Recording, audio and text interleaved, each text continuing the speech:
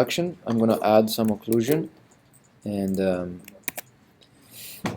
right now I'm in the animation. If you go to the render layers, I'm in the that's the master layer, and I'm going to explain more about those layers later on. But what I want to do is like create an occlusion map. That means, I don't know if you guys have heard what it's just like a calculation of shadow and distance. So if I go and select, I don't need my lights, I don't need my objects, all these objects.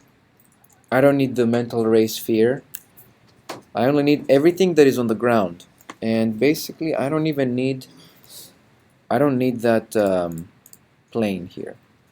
So all that, everything that is on the ground, I'm gonna select it and put it in a render layer, not a display layer, a render layer. Add it in a render layer, and so this is layer 1, and I'm gonna go to the attributes of this layer, and that doesn't work, so I'm gonna go one more time, attributes. So you have to go into something like that, and then that has a preset. So you go to the presets and say add occlusion. So that adds a surface map to everything that is in that layer. The occlusion surface map is it's this surface shader, has like an out color, which you have to go there, and it's a sort of a utility that creates like a distance calculation for the shadow. So it says sample 16, I'm going to make 24 samples, and then I'm going to actually, you need to have a max distance. Now it's 0, so nothing will happen. So you need to make it so it starts to calculate within a distance and creates like a shadow. So anything that is touching another surface, it will create a shadow where it's touching. So that's basically occlusion, the occlusion map. So I'm going to do like a 20 distance and see how that comes out. So I don't want to overdo the render, so I'm just going to go on a little area here and then just render that as a test, just to see if I'm getting. So I'm getting the nice, maybe a little bit more. The grain is too much. If the grain is too much, you have to go and increase that number. So let's say 60. But the more you add, the more time it takes. So now it's much better. So I'm going to do the whole thing. This is nothing but like just a value sketch, a value rendering that will will add substance, like add a lot of weight to our scene. A lot of times, let's say you have a scene, and then there's like a calculator with little buttons and all that. The light, when it hits that object, the shadow is going to start breaking apart. It's not going to have any, it's not going to make it there. It's going to actually, it will look very blurry. So this will actually calculate every single object in your scene, even the smallest possible hole somewhere that will need some shadow. So that will add to it. So I'm going to save this image as occlusion.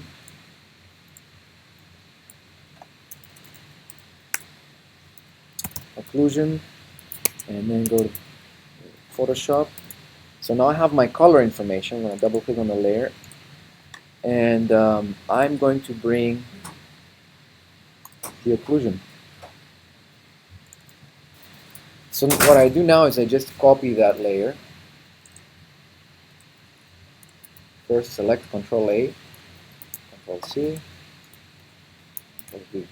So now this is over that, and I just need to do a multiply that will add to it. So notice with or without. Let's look at areas down here. With occlusion, without occlusion. So now if that's too intense, you can actually set the opacity down a little bit. So it's not as intense. And here I could do some post-production. I like to use like curves and increase. I actually overdo it with the curves. I just add a lot of curves, and then I go and take down the feather, and the mask of the curves I just invert it. So now I have like, I'm back to that.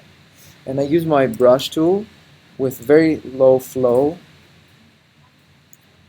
and I'm just brushing in the light within this mask. So I'm just gonna add. If I want, it's better with the pen. I'm gonna start adding some light if I wanted to. So I can light up this object a bit more. So it's like some post production.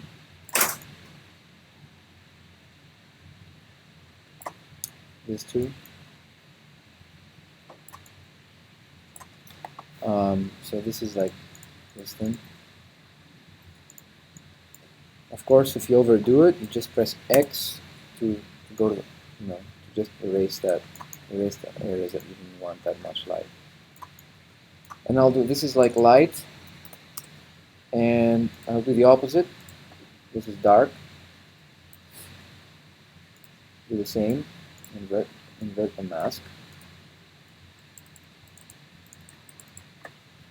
D. Okay. So then with the brush tool, go to the mask. And you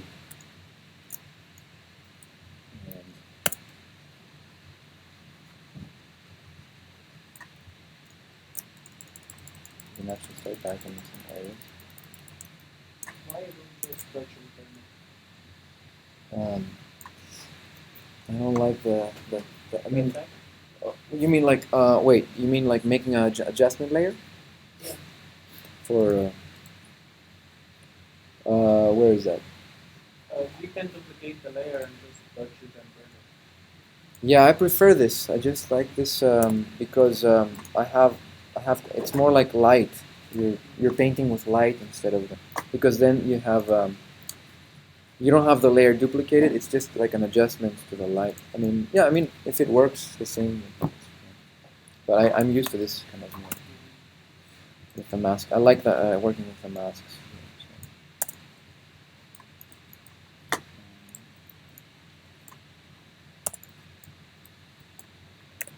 So that would be what I'm doing.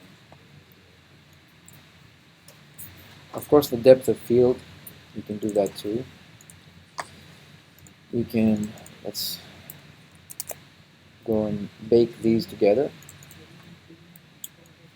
Duplicate that, do a filter like a blurry filter.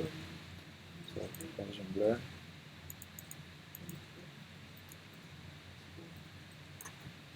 Okay. Now I'm gonna make a mask here. I'm gonna start getting rid of some of that, so I can actually focus on this area, right? So now I can even have like a little bit of depth of field. So I'm gonna save that. Final render.